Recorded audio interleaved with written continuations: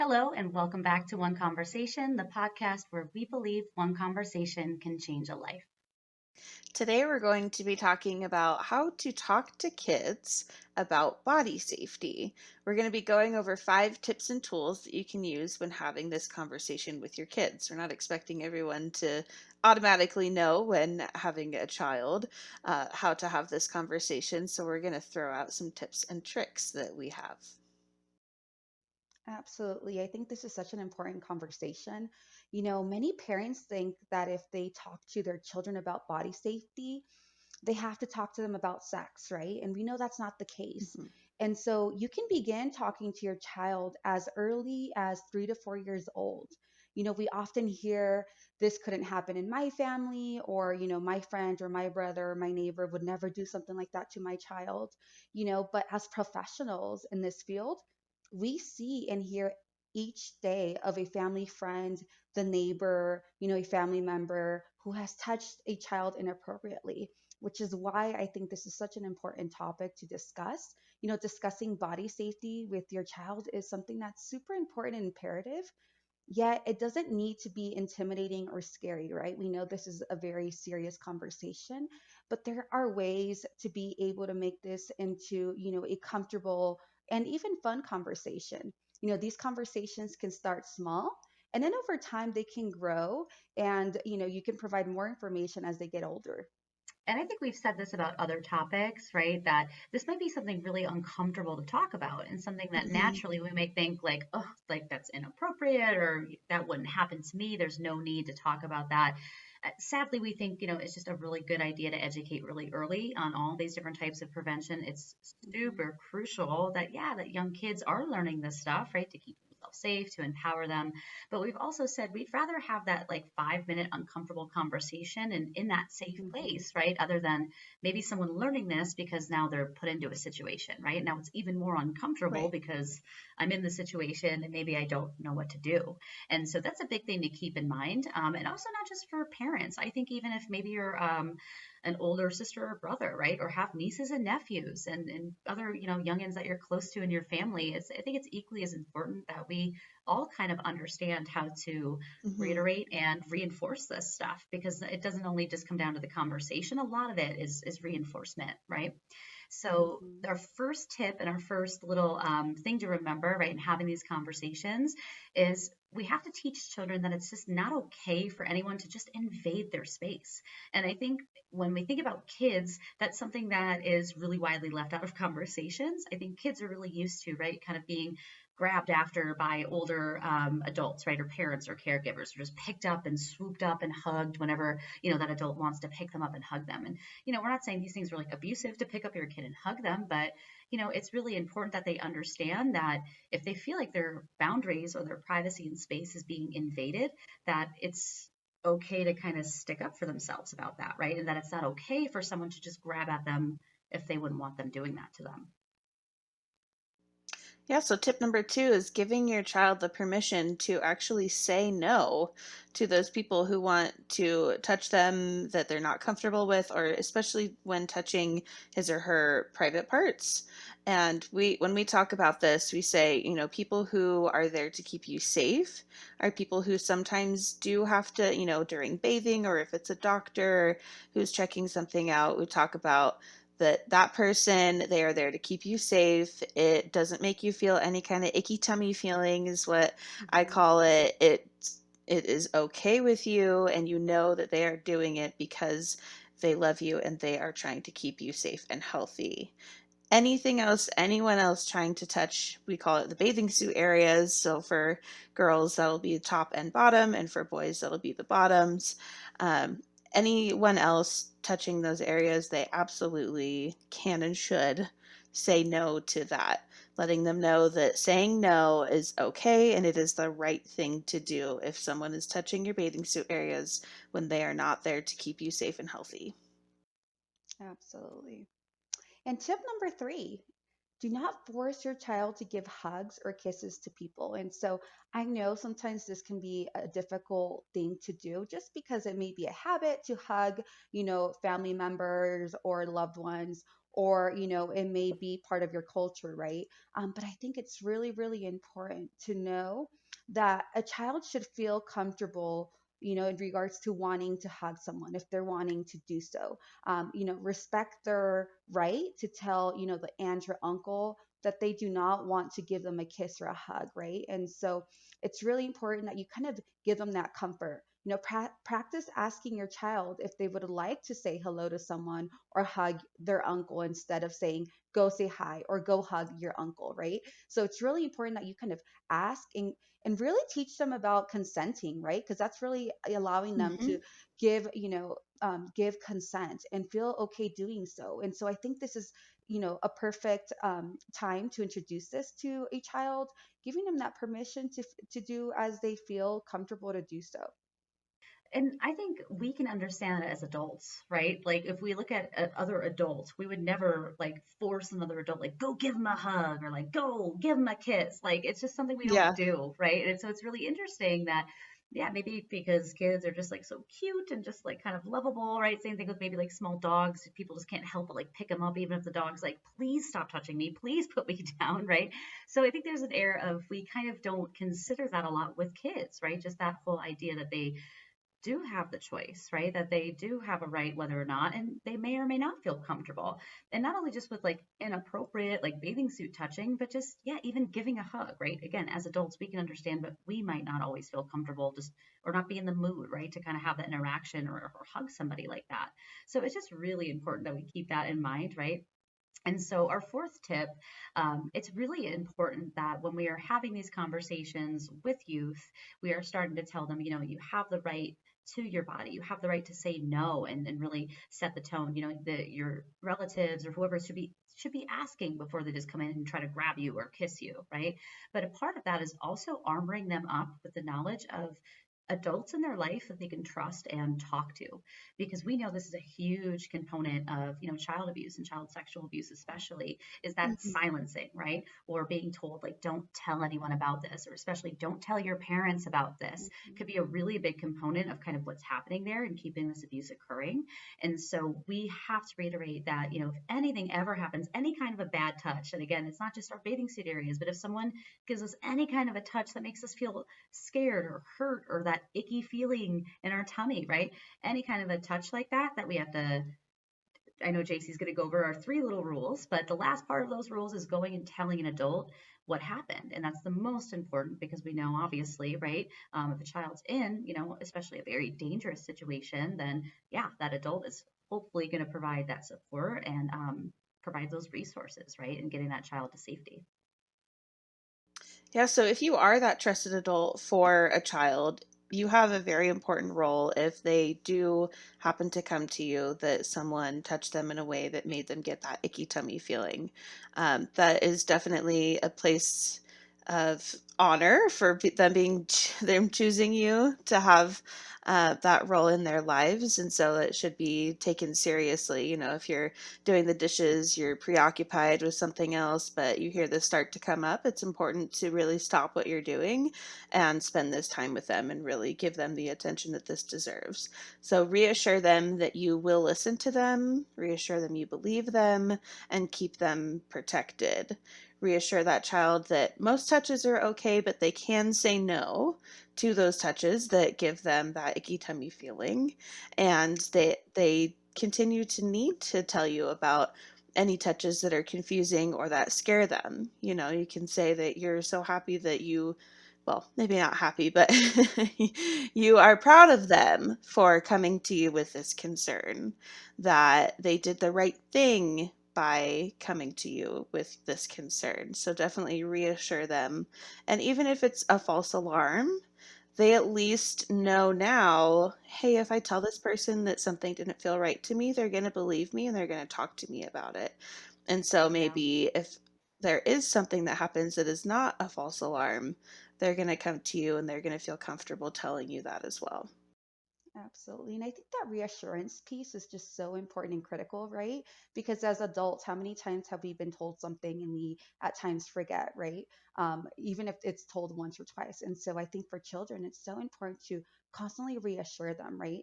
And let them know that we are here to listen, that we are here to believe them, especially because at times when you do have an adult that has taken advantage of a child or has done something to hurt a child, there are times where they threaten them, right? Where they manipulate them in some way in regards to, oh, this is just our little secret, don't tell anyone, or you're going to get in trouble, even though we know that the child is innocent and they did nothing wrong. And so, again, that reassurance piece is so important and so critical. But with that being said, it's super important that we teach our children the know, go, and tell. And so, this is something that we do in the prevention education department when we talk to our kinder and first grade classes. And so, what we typically tell them is, if you ever find yourself in an unsafe situation or a situation that, you feel uncomfortable, the number one rule is to say no, right? And what we usually typically have them do is repeat this loudly, right? And so this is what I mean when I say you can make this fun for kids, right? Find a way where you can really engage them and get their participation. So, you can tell them, okay, let's practice saying no, and then have them scream with you, no, right? And so, again, letting them know that rule number one is to say no. Right? We want to make sure that they say no to whatever is happening that's making them feel unsafe or uncomfortable. So let's pretend that an adult is approaching them and asking them for help to find their dog. And they're like, oh, come over here with me. Can you help me? Right? And they have no idea who this person is, right? You want to make sure that your child is able to say no. And then rule number two is go and run away, right? And to run away from that person, they need to run away from that person that's making them feel unsafe or uncomfortable, right? And they need to try to go and find a nearby safe adult, which takes us into rule number three, right? Tell a trusted adult what happened, right? So it's not enough for them to just be able to say no and run away. They need to be able to talk to a trusted adult, and something that I just want to highlight really quickly is that that trusted adult should be someone that your child, if your child is old enough, right? Obviously, if they're, one or two or three, it may be difficult for them to really identify those trusting adults. Obviously, they'll know that they can talk to you, but besides that, they may not be able to identify a trusted adult. But if they're old enough and they're old enough to comprehend who a trusting adult is and know how to identify their trusted adults, it's super important for them to be able to choose who their trusting adults are, right? Because only they know that. They know who they feel comfortable around, or who makes them feel safe and secure, right? And so it's really important to remind them that they need to talk to a trusting adult. And I always say this to my daughter, of course I want her to feel comfortable telling me everything, and especially in a situation where she feels unsafe and not secure. But I do let her know that if she ever feels like she cannot tell me, then that's when she can go and talk to some of those trusting adults that she has identified, Mhm. right? And so really kind of giving them that reassurance that they should always talk to someone that they trust, that's an adult, and kind of clarifying that piece, because I always have to say, a trusted adult is not your best friend, right? Or your little cousin, or your cousin that's 1 year Right. older than you, especially if they're, 6 or 7 years old. And so, with that being said, just remember to practice these tips on a regular basis. Again, just having this conversation with your child once is not enough. They kind of need that reminder and that reassurance. Practice scenarios with them, right? Yeah. And so that's something that we typically do as well, right? We talk about examples and scenarios and ask your child, what would you do in this situation? Or what do you think would be the Yeah. best thing to do to keep yourself safe in this situation, right? And so, again, it could be you saying, oh, let's say that, our family friend came up to you and is wanting to have some alone time with you and is asking you to play a touching game, like what would you do in that situation? And making sure they can go to the three steps that we talked about: the know, go, and tell. And so again, just making sure that you're checking in with your child. You can never have this conversation too early. It's so important that they feel safe and secure, and to really let them know that it's your job to really help make them feel safe and secure. Absolutely. Yeah, like JC was saying, we have a program that we go into kindergarten, and then we've also done this even in preschools. There's a lot of great books out there Hmm. that talk about this, that My Body Belongs to Me. There's books, there's YouTube videos. So there's ways to introduce it if you're still feeling a little bit uncomfortable with having this conversation. You can get one of those kind of tools as a guide for you so that it's not just you coming up with this conversation. You can have the book or the YouTube video help help you out. So that might be something helpful as well. And I'll link those below as Absolutely. well. And I think it's just a great idea. Yeah, just, and again, this might seem uncomfortable, this might seem weird, but we'd much rather children be empowered with how to keep themselves Hmm. safe. I would much rather really enlighten them, right, with this information. It might feel at first like it's going to be really awkward, but I can say that, yeah, we actually have a lot of fun going into classrooms and doing this with kids, Hmm. especially like going over our three rules. I mean, when we do that, we have them scream no. When we say run away, we're like, let me see how fast your arms Hmm. can go. And they're like, ah, like it's a really, it becomes something really I don't want to say enjoyable, but it becomes something really engaging for them to discuss and something that they really appreciate being a part of the discussion. Hmm. And so encouraging, yeah, again, identify those adults with them, go through those scenarios and who would you talk to and where would you go? Because having them really think that over, it's not going to be anything that's really detrimental to them. If anything, it's going to really maybe help them, right? Or make it easier. If a Hmm. situation, God forbid, ever occurs, maybe they're going to know how to Right. handle it and where to go. Hmm. And that's so important. And with all of that, this has been a shorter one today. We really wanted to kind of keep this, very concise. We want to just populate, these little tips that are super easy to use.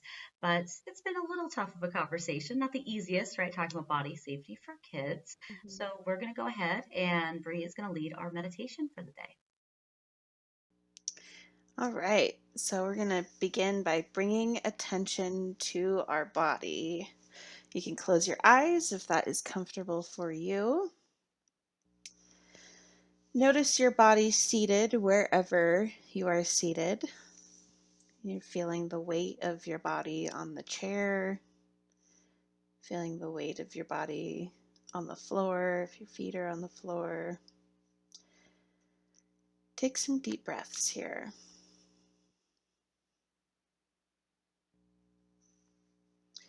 As you take a deep breath, bring in more oxygen, enlivening your body. And as you exhale, have a sense of relaxation.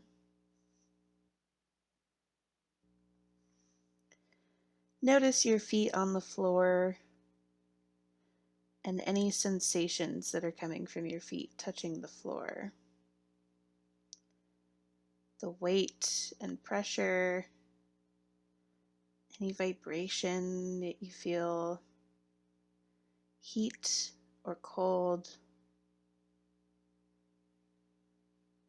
Now notice your legs against the chair. Where there's pressure, is there any pulsing, any heaviness, any lightness? Notice your back against the chair.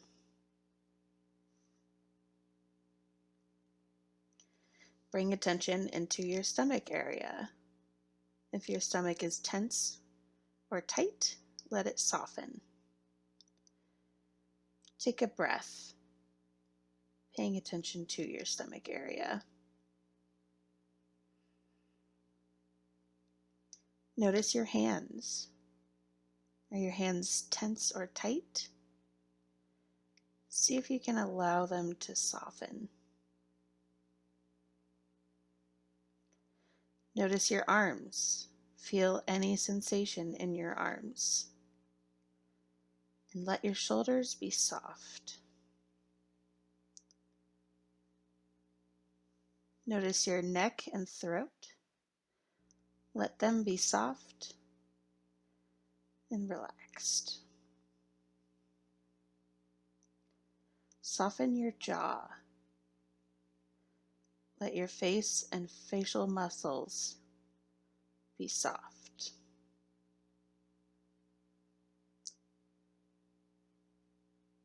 Notice your whole body being present.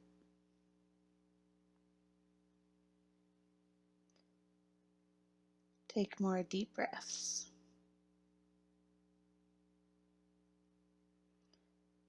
Spend a few more moments being aware of any pressure, tightness. Try to relax it.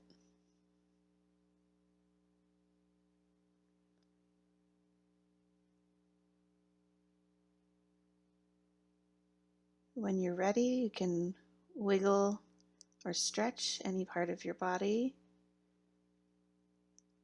to come back into the room. Open your eyes and thank yourself for taking this time for yourself. Thank you so much, So Rowan, for nice. that wonderful meditation. Yeah, I think the especially the reminder of like, you know, relax your muscles in your face. I was just like, Hmm. oh God, I do Mhm. need to relax my muscles. It's yeah. It's funny because I was thinking the same thing as she was going through. I'm like, well, I'm pretty relaxed. And like the hands, I was like, oh, I could kind of relax those. And the face, I was like, oh, I could really use some Yeah. relaxing here. So that was awesome. Thank you so much, Bree. And thank you to our listeners out there. This has been a shorter one. This has been, kind of a hard hitting, right? Kind of a taboo subject for us to cover, but so important. And that's why we're here talking about it. We don't want this to be a taboo subject to talk about because we want to, yeah, really empower our kids, right? And the kids that are around us. We want to empower all youth to know that they have right over their body, that they have all right in the world to feel safe and to feel respected. And so we encourage all of you follow the resources below. We're going to link, the video, a really great book, kind of talking about all of this stuff: good secrets, bad secrets, good touches, bad touches. And if there's any questions out there, please feel free to write us in. We share out our email. It is outreach@liveviolencefree.org. So send an email to that. And yeah, if you have any other questions, we would certainly love to do a follow up or just provide any other support we can.